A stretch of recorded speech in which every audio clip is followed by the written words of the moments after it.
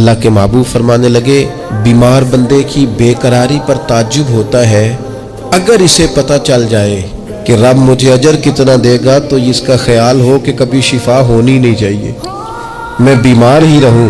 اللہ کے رسول صلی اللہ تعالیٰ علیہ وسلم فرمانے لگے، یہ بات کرتے ہی آسمان کی طرف دیکھا اور حضور مسکرانے لگے۔ یا رسول اللہ مسکرائے؟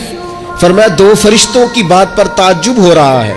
وہ ایک جگہ پہنچے ہیں مسجد میں جہاں ایک بندہ مستقل نماز پڑھتا تھا، انہوں نے اس بندے کو ڈھونڈا ہے، ملا نہیں ہے، تو رب کی بارگاہ میں عرض کرتے ہیں مالک وہ تیرا بندہ، پہلے ہم اس کا نامہ اعمال میں نیکیاں لکھا کرتے تھے، مسجد اس کونے پر بیٹھا کرتا تھا، اب نظر نہیں آ رہا، لگتا ہے تیری تقدیر کی رسی نے جکڑ لیا، مرشد میرا شوباز الہی تے ہن جا رلے سنگ حبیباں، تقدیر اللہ دی نے چھکیاں ڈورا، انہوں مل سی نال نصیباں، کہا وہ تیری تقدیر نے باندھ لیا ہے، بندہ بیمار ہو گیا ہے، تو مالک ہمارے لیے کیا حکم ہے؟ تو رب فرماتا ہے تم اس کے نیک اعمال لکھتے رہو، جو کام وہ کرتا تھا وہ تم کام لکھتے رہو۔ فرمایا چونکہ وہ بیمار ہو گیا ہے، اللہ فرماتا ہے اس کا اجر میرے ذمہ کرم پہ ہے، کیونکہ لہم اجر غیر ممنون۔